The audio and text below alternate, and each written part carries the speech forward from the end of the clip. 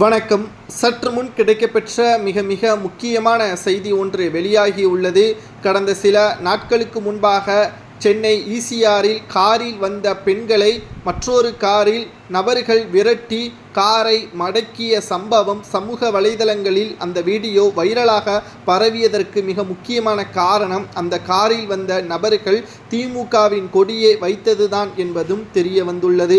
மேலும் இது திமுகவின் ஒட்டுமொத்த அராஜகத்தை குறிக்கும் விதமாக இருந்ததாக பல்வேறு தரப்பினர்கள் இதை பேசும் பொருளாகவும், வீடியோவில் அவர்களது முகம் தெள்ளத் தெளிவாக இருந்த போதிலும் கூட அவர்களை கைது செய்வதற்கு தாமதம் ஆக்கப்பட்டது ஏன் என்ற கேள்விகளையும் எடப்பாடி பழனிசாமி அவர்கள் மற்றும் தமிழக பாஜக தலைவர் அண்ணாமலை அவர்களும் விமர்சனத்தை முன்வைத்தார்கள். நேற்று கைது செய்யப்பட்ட அந்த 4 நபர்கள் வாக்குமூலத்தை கொடுக்கப்பட்ட பொழுது, நாங்கள் வேறொரு காரை மடக்கி பிடிப்பதற்கு பதிலாக இவர்களது காரை நாங்கள் பிடித்து விட்டோம், அதற்காக மன்னிப்பை கேட்டுக்கொள்கிறோம். அந்த காரை நாங்கள் ஓட்டி வந்தது உண்மைதான், ஆனால் அது வாடகை கார் என்றும் அந்த காரின் ஓட்டுநர் உரிமை ஒட்டுமொத்தமாக எங்களுக்கு சொந்தம் கிடையாது என்றும், அதில் நாங்கள் வாடகைக்குத்தான் காரை ஓட்டி வந்தோம் என்றும், நாங்கள் எந்த ஒரு கட்சியை சார்ந்தவர்கள் கிடையாது என்றும் தெரிவித்திருக்கிறார்கள். மேலும் இதை கண்டுபிடிப்பதற்கு ஏன் கடந்த 3 நாட்கள் தாமதமானது? திமுக ஆட்சியில் நடக்கக்கூடிய கதை வசனம் இயக்கமாக காவல்துறையினர் இதன் மூலம் நாடகத்தை அரங்கேற்றுகிறார்களா?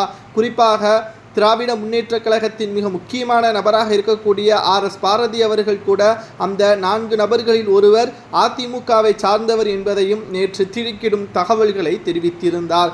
ஆனால் இப்பொழுது அந்த 4 நபர்களும் நாங்கள் எந்த ஒரு கட்சியை சார்ந்தவர்கள் கிடையாது என்றும், வாகனத்தை ஓட்டியவர்தான் திமுகவை சார்ந்தவர் என்றும், அவருக்கும் எங்களுக்கும் எந்த ஒரு சம்பந்தமும் கிடையாது என்றும் தெரிவித்திருக்கிறார்கள்.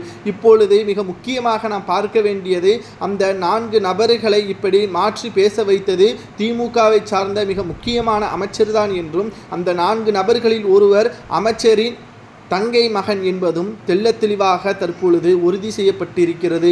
காவல்துறையினர் இந்த வழக்கை FIR செய்துவிடக்கூடாது என்பதற்காகவும் இதை மாற்றி திரைக்கதை வசனத்துடன் தற்பொழுது இந்த வழக்கை மாற்றி அமைத்திருப்பதாகவும் சமூக வலைதளங்களில் அதிமுகவின் IT விங்ஸ் தற்பொழுது தகவல்களை பரப்பி வருகிறது.